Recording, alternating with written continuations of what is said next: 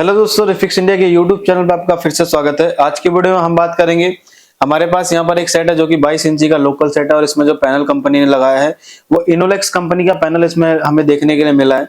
और ये जो आपके पास इनोलेक्स कंपनी का पैनल, इसमें ज्यादातर जो कंपनी यूज करती है वो सीओजी पैनल होता है।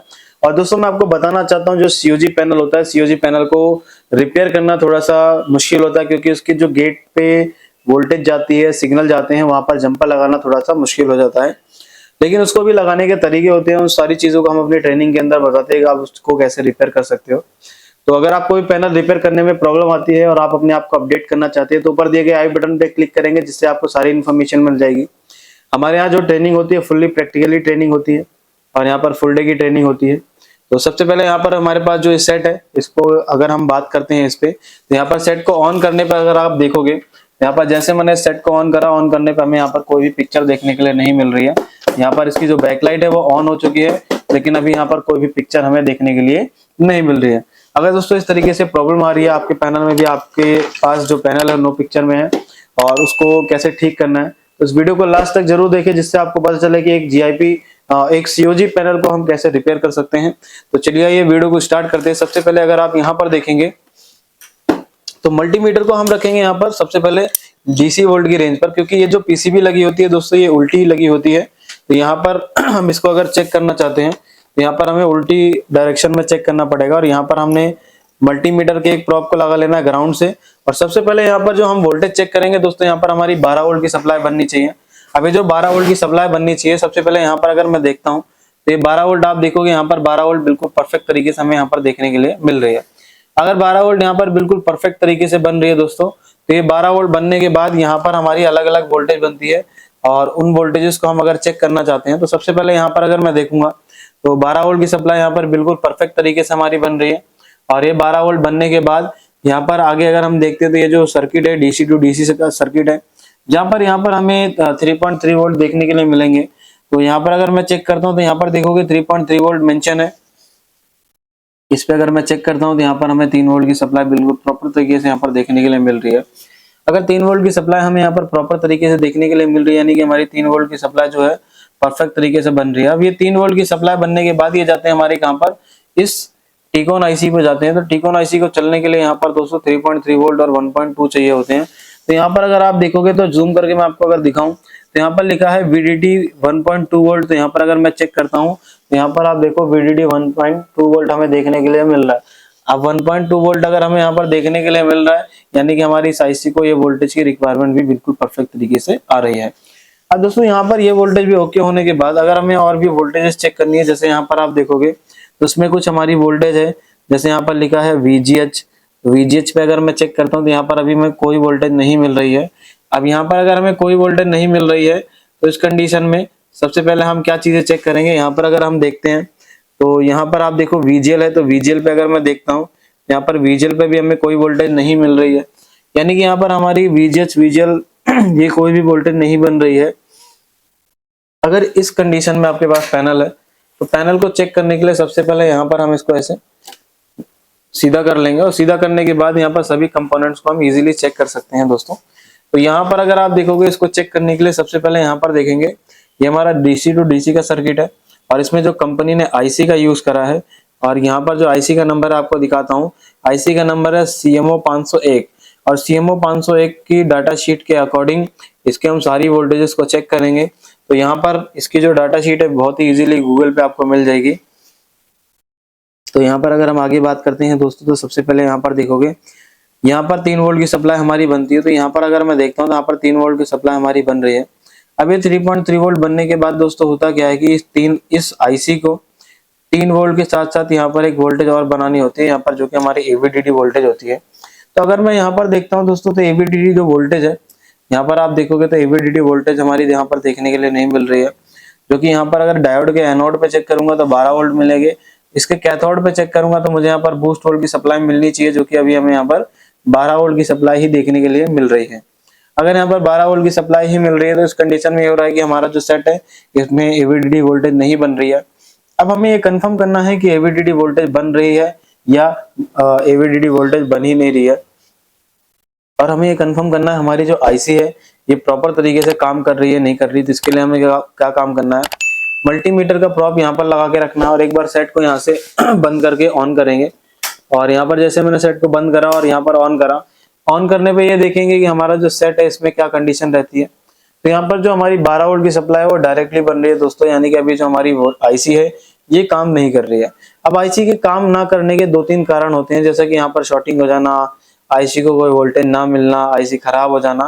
तो इन सारी चीजों को हम सीक्वेंस बाय चेक करेंगे, जिससे हमें पता चलेगा कि हमारी जो आईसी है इसमें क्या चीजें हमें देखने के लिए मिल रही है, क्या चीज इसमें मिसिंग है।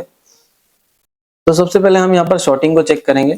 शॉर्टिंग चेक करने के लिए सेट को यहाँ पर बंद कर लेंगे और सेट को बंद करने के बाद यहाँ पर सारे मल्टीमीटर को यहाँ पर रखना है बीप रेंज पर और सारे पीएफ को हमें चेक करना है। जितने भी पीएफ हमें इसमें दिखाई दे रहे हैं तो सभी पीएफ को हम इसमें चेक कर लेंगे। कोई भी पीएफ हमें आपस में बीप नहीं देना चाहिए। अगर कोई भी पीएफ हमें आपस में बीप देता है तो उस पीएफ को हम चेंज करके चेक करेंगे, क्योंकि पीएफ ये सारे हमारे क्या होते हैं, पैरेलल में लगे होते हैं, तो ये पीएफ बीप नहीं देने चाहिए। तो यहाँ पर हम सभी पीएफ को चेक कर रहे हैं, तो यहाँ पर अभी तक हमें कोई भी बीप साउंड नहीं मिला। यहाँ पर भी अभी हमें कोई बीप साउंड नहीं मिला, यहाँ पर भी नहीं मिला। तो दोस्तों जब भी आप इसको चेक करेंगे तो आपके पास जो हैंड स्किल है थोड़ी प्रॉपर तरीके से होनी चाहिए। और जब भी आप काम करते हैं तो आप भी, आपका जो कॉन्सेंट्रेट है वो पैनल के ऊपर होना चाहिए, क्योंकि अगर आप इधर उधर ध्यान देंगे तो उससे क्या होगा कि कोई भी कॉफ आपकी खराब हो सकती है या कुछ भी चीजें शॉर्ट हो सकती है जब आप वोल्टेज लगा के चेक करोगे। तो यहाँ पर अभी हमारे जो पीएफ है सारे ओके है। तो अब हम डायोड रेंज पे डायोड को चेक करेंगे। जैसे यहाँ पर एक डायोड है, इस डायोड को अगर मैं चेक करता हूँ तो यहाँ पर रीडिंग मेरी बिल्कुल परफेक्ट तरीके से ओके आ रही है, ये रीडिंग है। और यहाँ पर ये डायोड है, इसको भी चेक करेंगे। तो यहाँ पर अगर मैं देखता हूँ तो यहाँ पर भी रीडिंग बिल्कुल ओके आ रही है, यानी कि दोनों डायोड ओके हैं। फिर इसके बाद यहाँ पर 2 टीवीएस डायोड लगे हैं। टीवीएस डायोड अगर ओपन हो जाएंगे तब भी इस तरीके की सिचुएशन हमें मिलती है। तो यहाँ पर इन डायोड को अगर चेक करेंगे तो यहाँ से इस डायोड को यहाँ से चेक कर लेंगे। तो सबसे पहले मैं यहाँ से इस डायोड को चेक करूंगा, तो यहाँ पर हमें वैल्यू मिल रही है। फिर इस डायोड से ऊपर वाले पे चेक करूंगा, तो यहाँ से यहाँ पर चेक करूंगा, तो यहाँ पर भी हमें वैल्यू मिल रही है, यानी डायोड ओके है हमारा। फिर नीचे वाले डायोड को चेक करूंगा, तो यहाँ से यहाँ पर पहले इस डायोड को चेक कर लूंगा, तो यहाँ पर आप देखो इसमें भी हमारी वैल्यू ओके है। फिर इसके बाद अगर हम देखते हैं तो यहाँ पर यहाँ से यहाँ चेक करते हैं। तो यहाँ पर अगर मैं इसको चेक कर रहा हूँ तो अभी जो हमारी वैल्यू है यहाँ पर भी हमें बिल्कुल ओके वैल्यू मिल रही है। अगर दोस्तों यहाँ पर इसको सभी कंपोनेंट ओके, यहाँ कोई भी शॉर्टिंग नहीं है और फिर भी पैनल नो पिक्चर की कंडीशन में है, तो उस कंडीशन में हमें इस आईसी की इनेबल वोल्टेज देखनी है, जो कि इसकी पिन नंबर 9 पर इनेबल आती है। तो अगर मैं पिन नंबर 9 पर इनेबल वोल्टेज चेक करता हूँ इसकी, तो पिन नंबर 9 पर इनेबल देखता हूँ मुझे कितनी वोल्टेज देखने के लिए मिल रही है। अगर इस पे इनेबल नहीं आएंगे तब भी इस तरीके की दिक्कत हमें देखने के लिए मिल सकती है। तो यहाँ पर हमने क्या काम करा, सेट को ऑन करा और डाटा शीट के अकॉर्डिंग इसकी पिन नंबर 9 पर अगर मैं चेक करता हूँ कि इनेबल वोल्टेज आ रही है नहीं आ रही, उसकी पिन नंबर 9 इस पॉइंट से जुड़ी हुई है। तो यहाँ से आप देखोगे ये पिन नंबर 9 है, तो इस पर अगर मैं चेक करता हूँ तो आप यहाँ पर देखोगे मुझे जो वोल्टेज मिल रही है वो 300 मिली वोल्ट मिल रही है, जो कि हमें यहाँ पर 3 वोल्ट की सप्लाई मिलनी चाहिए। और अगर यहाँ पर 3 वोल्ट की सप्लाई नहीं मिल रही है दोस्तों, तो आप इस रेगुलेटर से भी 3 वोल्ट की सप्लाई उठा सकते हो। यहाँ से ये जो रेगुलेटर है हमारा, ये 3.3 वोल्ट ले रहा है और 1.2 वोल्ट आउटपुट में निकाल रहा है। अब यहाँ पर अगर हमारे पास इस तरीके की सिचुएशन है तो अब हमें क्या काम करना है, यहाँ से एक 3 वोल्ट की सप्लाई लेनी पड़ेगी, या फिर मैं इस डायोड से भी ले सकता हूँ। यहाँ से 3 वोल्ट की सप्लाई डायरेक्ट इस पे मैं जोड़ सकता हूँ। तो यहाँ से एक बार हम इस पे 3 वोल्ट की सप्लाई लेंगे, लेकिन ये जो 3 वोल्ट की सप्लाई ले रहे हैं हम, वो एक रेजिस्टेंस के थ्रू लेंगे, ताकि यहाँ पर क्या होगी जब हम इसमें पॉइंट जोड़ें तो हमें कोई प्रॉब्लम ना हो। तो यहाँ पर हम क्या है कि यहाँ पर इस रेजिस्टेंस के थ्रू यहाँ पर हम इस वोल्टेज को जोड़ेंगे और फिर ये देखेंगे कि हमारा जो पैनल है इसकी क्या कंडीशन रहती है। उसको यहाँ पर प्रॉपर तरीके से हमें यहाँ पर इसको ऐसे कर लेना है। कुछ इस तरीके से हम इसको यहाँ से ज्वाइन करेंगे। तो इस जंपर को ज्वाइन कर लेते हैं और रेजिस्टेंस लगा के अगर आप करते हो, यहाँ पर प्रोटेक्शन हो जाती है, जिससे क्या होता है अगर कोई भी और भी चीज आपकी डैमेज हो या कोई और चीज शॉर्ट हो तो आगे कोई प्रॉब्लम बढ़े ना। तो इस तरीके से आप किसी भी पैनल को आसान तरीके से रिपेयर कर सकते हो। और अगर आप चैनल पे नए हैं तो चैनल को सब्सक्राइब जरूर करें, जिससे दोस्तों हमारी जो लेटेस्ट वीडियो होती है वो आप तक जरूर पहुंचे। क्योंकि क्या होता है कि कई बार हम जो फॉल्ट्स हैं वो लेटेस्ट पैनल के अंदर डालते हैं और ज़्यादातर हमारी जो वीडियो होती है वो हर एक नए फॉल्ट के साथ हमें देखने के लिए मिलती है। तो यहाँ पर अभी हम क्या काम करेंगे, इसको हम यहाँ पर लगाएंगे और लगाने के बाद देखेंगे कि हमारा जो सेट है इसकी क्या कंडीशन रहती है। यहाँ से थोड़ा सा सोल्ड कर लेते हैं और यहाँ से कर लेते हैं, उसको यहाँ से लगाते हैं हम। और लगाने के बाद चेक करेंगे कि हमारा जो सेट है इसकी क्या कंडीशन रहती है, क्योंकि इसको लगाने के लिए हमें यहाँ पर एक ट्वीजर की ज़रूरत पड़ सकती है। तो अगर ट्वीजर नहीं है तो हम इसको ऐसे ही लगा के देखेंगे, कोई दिक्कत नहीं है। उसको हम यहाँ पर इसको अटैच कर लेंगे कुछ इस तरीके से। यहाँ से एक पिन हमारी अटैच हो गई, दूसरी पिन को अटैच करेंगे यहाँ पर इस कॉइल से। उसको यहाँ से हम इसको इस तरीके से अटैच कर सकते हैं। तो यहाँ पर इसको हम अटैच कर लेते हैं। और जब भी आप इसको अटैच करोगे दोस्तों तो प्रॉपर तरीके से करना है, ऐसा ना हो कि आप लगा कहीं और रहे हो और लग कहीं और रहा है। इसको हम यहाँ पर थोड़ा सा, यहाँ पर स्पिन को हमें बड़ा करना पड़ेगा।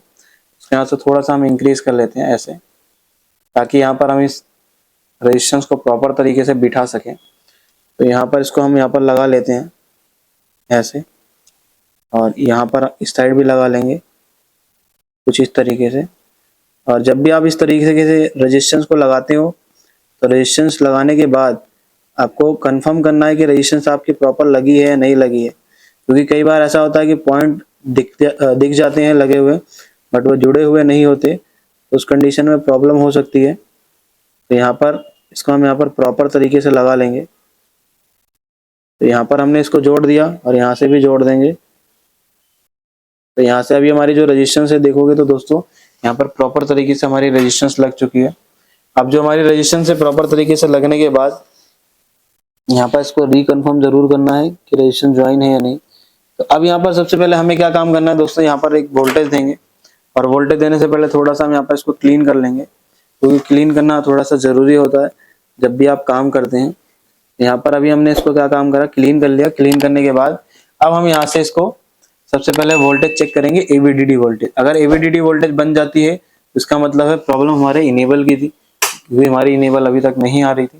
तो जैसे मैंने यहाँ पर लगा के रखा मीटर को, मीटर लगाने पर भी आप देखोगे तो यहाँ पर अभी हमारे जो वोल्टेज है वो यहाँ पर अभी हमें AVDD वोल्टेज नहीं मिल रही है, 12 वोल्ट की सप्लाई ही मिल रही है। तो इस पर अगर मैं देखता हूँ तो कितनी वोल्टेज आ रही है, इस पर आप देखो यहाँ पर 3.3 वोल्ट आ रहे हैं, लेकिन यहाँ पर अभी हमारी AVDD वोल्टेज नहीं बन रही है दोस्तों। तो अब इस कंडीशन में हम जो वोल्टेज लेंगे वो हम यहाँ से लेंगे, क्योंकि कॉइल के साइड पे पल्स होती है तो उससे भी प्रॉब्लम हो सकती है। तो यहाँ पर अभी हम जो वोल्टेज लेंगे उस रेगुलेटर से लेंगे, और रेगुलेटर से वोल्टेज लेने के बाद देखेंगे कि हमारी क्या कंडीशन है। तो इसके साथ जो वायर है मैं उसको जोड़ लूंगा, और वायर को जोड़ने के बाद फिर यहाँ पर इस पर लगा कर देखेंगे कि क्या कंडीशन रहने वाली है। कई बार ऐसा होता है कि जब हम काम करते हैं तो हमें करने के बाद पता चलता है कि इसकी सिचुएशन क्या बन रही है। इसको यहाँ पर प्रॉपर तरीके से लगा लेते हैं, इसको हम जोड़ लेंगे यहाँ पर अच्छे तरीके से। और जब भी आप काम करते हैं दोस्तों तो काम को आपको फिनिशिंग से करना है, जिससे क्या हो कि आपका जो कनेक्शन है वो प्रॉपर तरीके से हो। कभी ऐसा ना हो कि कनेक्शन लूज रहे और बाद में वो प्रॉब्लम करे। जब भी आप काम करो तो यहाँ पर आपको कनेक्शन सही तरीके से कर लेने हैं।